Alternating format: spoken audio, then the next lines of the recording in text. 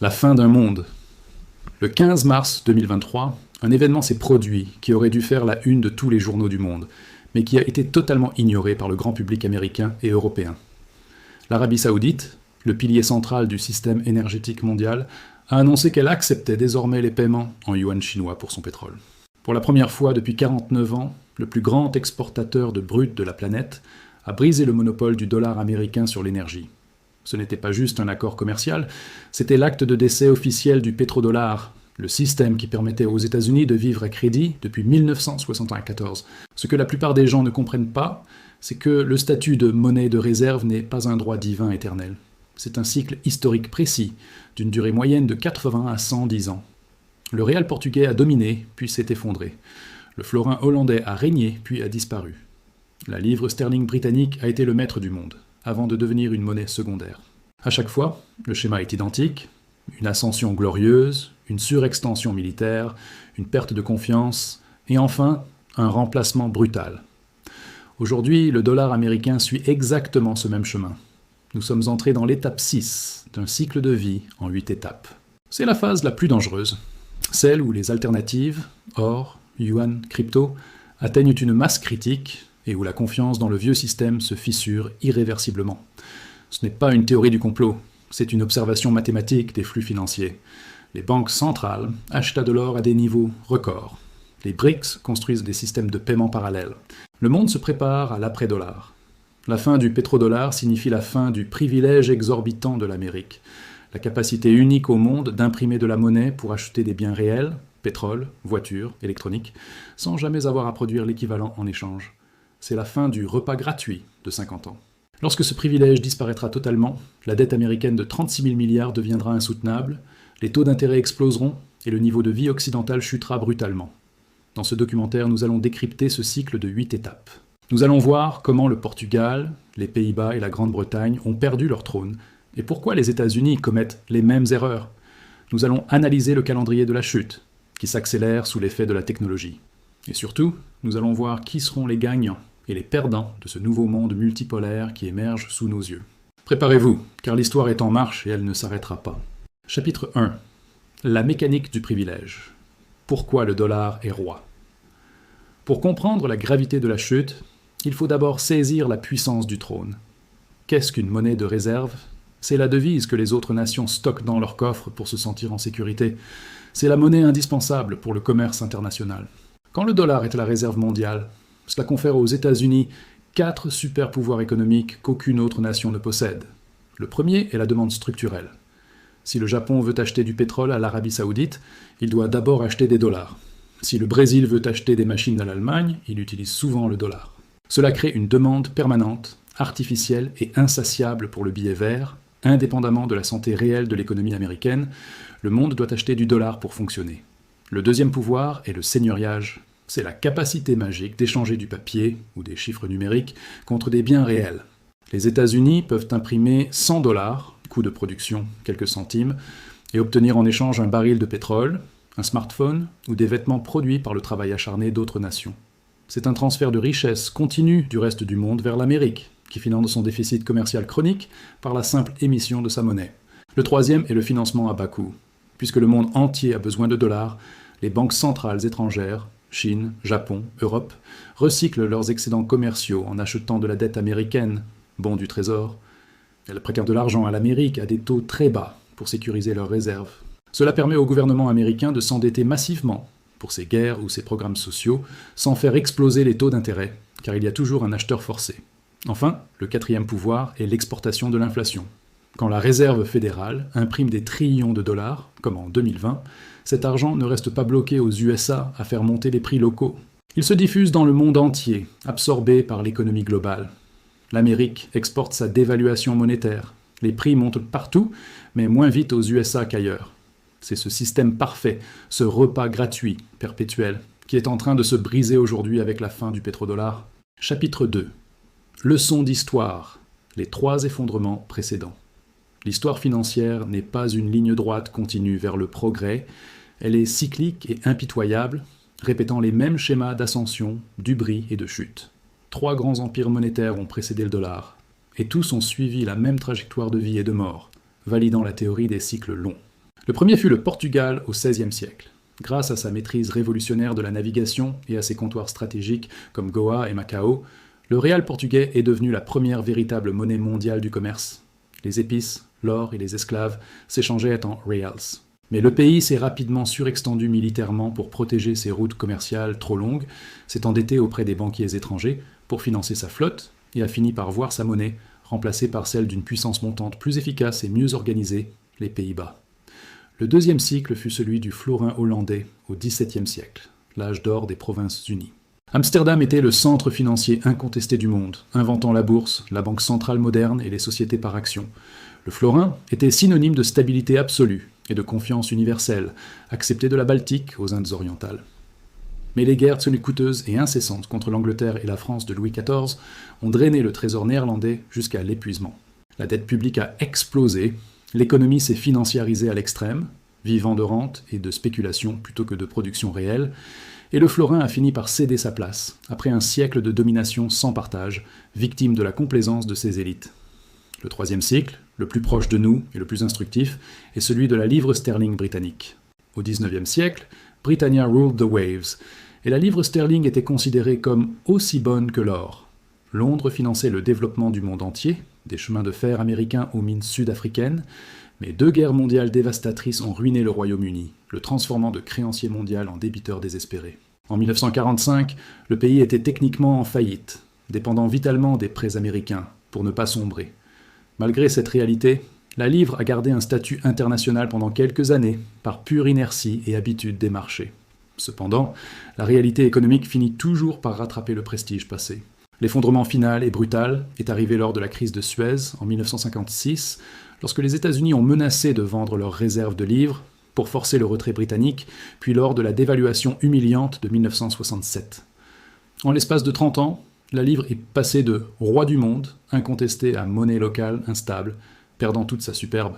Ce déclin n'était pas dû à une seule erreur, mais à une accumulation de déficits, de pertes de parts de marché industriels et d'une incapacité à s'adapter au nouveau monde dominé par l'Amérique.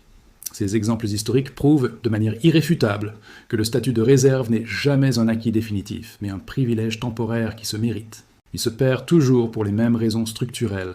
Une surextension militaire, vouloir être le gendarme du monde, une dette incontrôlée, vivre au-dessus de ses moyens, et une financiarisation excessive de l'économie, préférer la spéculation à la production.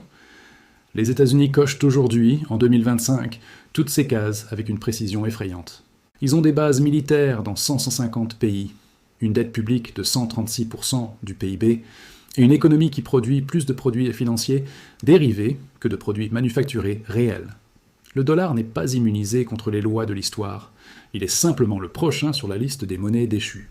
La croyance en l'exceptionnalisme américain est la même que celle qui aveuglait les élites britanniques en 1914 ou les marchands hollandais en 1700. Chaque empire pense être éternel jusqu'à la veille de sa chute. Les signes avant-coureurs sont les mêmes, dévaluation de la monnaie par rapport à l'or, perte de compétitivité industrielle, et recours à la force militaire pour maintenir une domination économique qui ne tient plus par elle-même. Enfin, il faut noter que la transition entre 2 monnaies de réserve est toujours une période de chaos, de guerre et de grande volatilité. Le passage du florin à la livre a été marqué par des guerres navales, le passage de la livre au dollar par 2 guerres mondiales. Nous entrons aujourd'hui dans la zone de transition entre le dollar et ce qui viendra après. C'est la période la plus dangereuse de l'histoire financière, car l'ancien maître ne veut pas lâcher prise, et le nouveau n'est pas encore tout à fait prêt à prendre le relais, créant un vide de pouvoir propice à tous les dangers. Chapitre 3. L'accélérateur, la weaponisation du dollar. Si le déclin économique est une maladie lente et progressive qui peut prendre des décennies, la géopolitique peut être un accident brutal qui change tout en une nuit. L'étape 4 du cycle d'effondrement est la weaponisation, l'utilisation de la monnaie comme arme de guerre. Face à son déclin relatif et à la montée de rivaux, la puissance dominante, ne pouvant plus s'imposer par la seule force de son économie, tente de maintenir son rang par la force financière brute. C'est exactement ce qu'ont fait les États-Unis en février 2022, en gelant les 300 milliards de réserves de la Banque centrale russe et en excluant Moscou du système SWIFT. Ils pensaient montrer leur force et leur détermination, mais ils ont surtout montré leur dangerosité et leur manque de fiabilité en tant que gardiens du système. Ce geste sans précédent a été l'électrochoc stratégique pour le reste du monde non occidental. La Chine, l'Arabie Saoudite, l'Inde, le Brésil et bien d'autres nations ont compris le message 5 sur 5. Si nous avons un désaccord politique majeur avec Washington, notre argent peut être volé en un clic, sans procès, sans recours. La confiance, qui est la base absolue et unique de la monnaie de réserve, a été brisée irréversiblement. La prime de risque politique liée à la détention du dollar a explosé. Ce n'était plus un refuge neutre et sûr, comme l'air ou l'eau, c'était devenu une arme américaine chargée et pointée sur la tempe de quiconque oserait désobéir. La réaction ne s'est pas fait attendre et a été immédiate. L'accélération fulgurante de la construction d'alternatives financières, l'étape 5 du cycle. La Chine a massivement boosté le développement et l'adoption de son système de paiement international CIPS pour contourner SWIFT. La Russie a développé en urgence le SPFS et a commencé à commercer en monnaie locale. L'Inde promeut agressivement le règlement de ses échanges en roupies. L'Arabie Saoudite, pilier historique du pétrodollar, a officiellement rejoint les BRICS. Ce n'est pas de l'anti-américanisme primaire ou idéologique, c'est de la pure gestion de risque souveraine. Aucun pays souverain et responsable ne peut accepter que 100% de ses économies nationales et de ses capacités de commerce soient à la merci d'une puissance étrangère devenue imprévisible et agressive. La diversification est devenue une question de sécurité nationale, pas seulement une stratégie d'investissement. Les banques centrales du Sud global ont commencé à accumuler de l'or à un rythme jamais vu depuis 50 ans, car l'or est le seul actif qui ne peut pas être gelé à distance par le Trésor américain. C'est un retour aux fondamentaux de la valeur, provoqué par la politisation de la monnaie fiduciaire. L'ironie de la situation est totale et tragique pour Washington. En voulant punir la Russie pour protéger son ordre mondial libéral, l'Amérique a détruit le fondement même de cet ordre, qui reposait sur l'universalité du dollar. Elle a transformé le dollar, qui était un bien public mondial utilisé par tous, en un outil politique partisan utilisé par un seul camp. Ce faisant, elle a donné le signal de départ officiel de la dédollarisation active. Ce processus, qui aurait pu prendre 30 ou 40 ans naturellement par la simple érosion économique, a été compressé en une décennie par cette erreur stratégique majeure. Les historiens du futur identifieront probablement le gel des avoirs russes comme le moment précis où l'hégémonie du dollar a cessé d'être un consensus pour devenir une contrainte. Une monnaie que l'on utilise par peur des sanctions n'est pas une monnaie de réserve stable, c'est une monnaie d'occupation. Et l'histoire montre que les systèmes basés sur la coercition finissent toujours par s'effondrer face à la volonté d'indépendance des nations. La weaponisation a transformé le dollar en un actif toxique pour tout pays qui tient à sa souveraineté. En brisant la neutralité du système financier international, les États-Unis ont ouvert la boîte de Pandore. Ils ont légitimé l'idée que la finance est un champ de bataille comme un autre. Désormais, chaque pays se prépare à cette guerre construisant des pare-feux, des systèmes parallèles et des réserves d'or. Le monde financier globalisé et fluide des années 90 est mort en 2022. Nous sommes entrés dans l'ère de la fragmentation financière, où chaque bloc géopolitique construit sa propre forteresse monétaire pour se protéger de l'autre. Chapitre 4. Le basculement. L'étape 6 et les effets de réseau. Nous sommes aujourd'hui, en 2025, en plein cœur de l'étape 6. Le basculement critique des effets de réseau. Une monnaie de réserve tire sa force immense de son universalité et de son inertie. J'utilise le dollar parce que tout le monde utilise le dollar, donc c'est plus simple et moins cher. C'est un cercle vertueux puissant qui auto-entretient la domination. Mais ce cercle vertueux est fragile et peut s'inverser brutalement pour devenir un cercle vicieux. Si les grands acteurs systémiques, les producteurs de pétrole, la Chine, la Russie, l'Inde, commencent à utiliser autre chose, l'utilité marginale du dollar baisse pour tout le monde. Regardez les chiffres froids et objectifs. La part du dollar dans les réserves mondiales allouées est passée de plus de 73% en 2000 à environ 58% aujourd'hui. C'est une baisse lente mais constante. Cependant, la part du dollar dans les règlements commerciaux bilatéraux baisse encore plus vite ces 3 dernières années. C'est comme un immense barrage qui commence à se fissurer. Au début, ce ne sont que quelques gouttes imperceptibles. Le commerce bilatéral Russie-Chine en yuan, puis des filets d'eau visibles, l'Arabie Saoudite qui accepte le yuan pour une partie de son pétrole. Bientôt, si rien ne change, ce sera le torrent incontrôlable.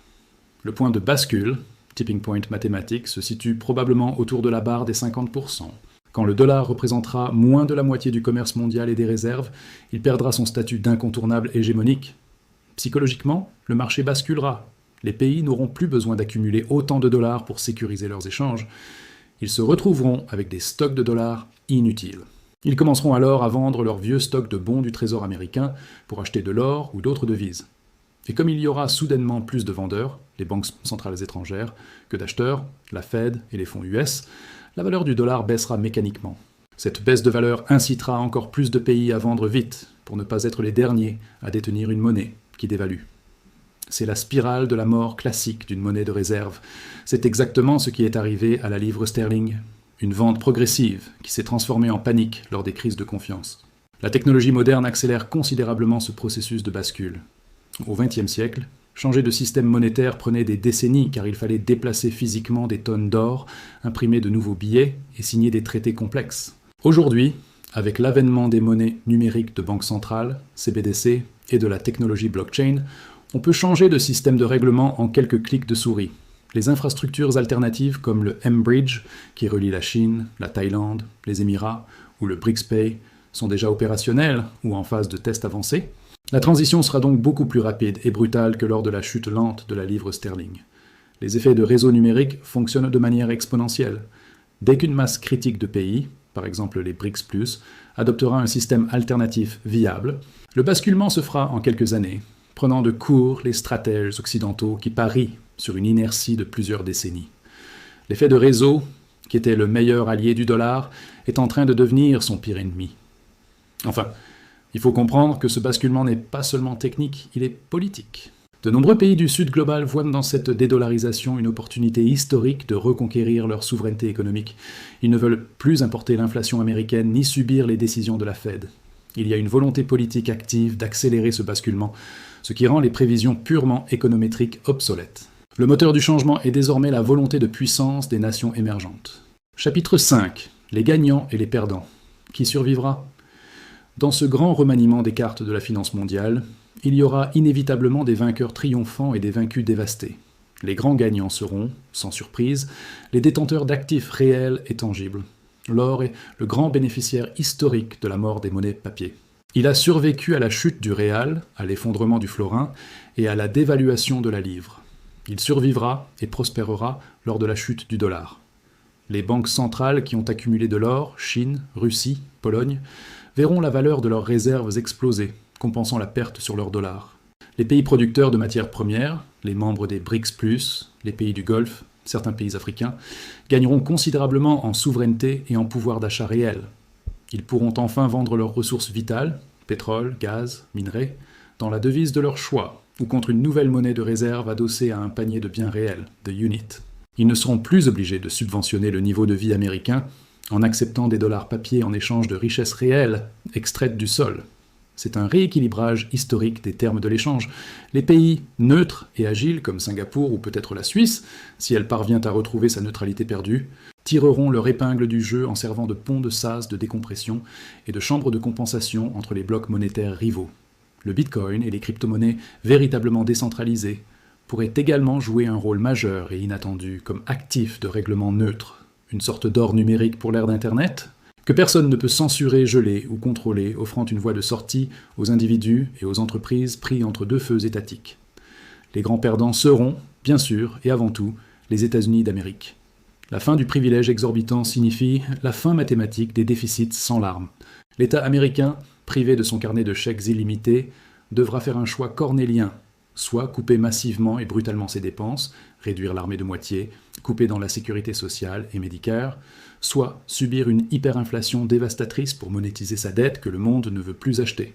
Le niveau de vie de la classe moyenne américaine, artificiellement gonflé depuis 50 ans par le dollar fort et les produits importés pas chers, chutera de 20 à 30%. Ce sera un choc social d'une violence inouïe. L'Europe est également sur la liste rouge des grands perdants.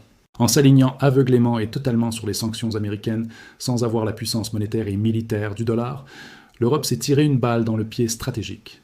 L'euro n'est pas perçu par le monde comme une alternative crédible au dollar, mais comme un vassal du dollar, une monnaie satellite. Si le dollar chute, l'euro, qui n'a pas d'armée unifiée ni d'énergie propre bon marché, souffrira encore plus, pris en étau. Les épargnants européens qui détiennent des obligations d'État ou du cash seront lessivés par l'inflation importée et la dévaluation de leur monnaie. Les importateurs nets de matières premières qui n'ont pas de devise forte, comme de nombreux pays pauvres, non producteurs, souffriront également énormément dans la phase de transition, car le commerce mondial deviendra plus frictionnel et plus cher. Le système globalisé efficace qui permettait d'avoir tout de suite et pas cher, va laisser la place à un système régionalisé, plus sûr mais plus coûteux. Le consommateur occidental moyen, habitué à l'abondance bon marché, sera le grand perdant de ce retour au réel. Enfin, les institutions financières traditionnelles occidentales, les grandes banques de Wall Street et de la City, perdront leur position centrale d'intermédiaire, obligées de tous les flux mondiaux. Elles verront leurs marges et leur influence politique se réduire comme peau de chagrin face à l'émergence de nouveaux centres financiers, à Shanghai, Dubaï ou Mumbai. C'est la fin d'un monopole séculaire de la finance anglo-saxonne sur le destin du monde. Conclusion. Le compte à rebours est lancé le 15 mars 2023. Avec la fin du monopole du pétrodollar saoudien, l'horloge a commencé à tourner vers minuit. Ce n'est pas la fin du monde, mais c'est la fin d'un monde. Celui de l'hégémonie occidentale incontestée. Le cycle de 80 ans touche à sa fin. La gravité économique reprend ses droits. On ne peut pas vivre éternellement au-dessus de ses moyens en imprimant du papier. Nous entrons dans une ère multipolaire, fragmentée et volatile. Une ère où la valeur ne sera plus définie par la confiance dans l'oncle Sam, mais par la possession de ressources réelles et d'actifs tangibles. Le dollar restera une monnaie importante, comme la livre l'est aujourd'hui, mais il ne sera plus le roi. Il sera un duc parmi d'autres. Pour vous, investisseurs et citoyens, le message est clair. Ne pariez pas votre avenir sur la persistance d'une anomalie historique. Diversifiez. Sortez du tout dollar et du tout euro. Regardez vers l'or, vers les actifs productifs, vers les nouvelles technologies monétaires. L'histoire est en train de tourner la page. Assurez-vous d'être du bon côté du chapitre suivant.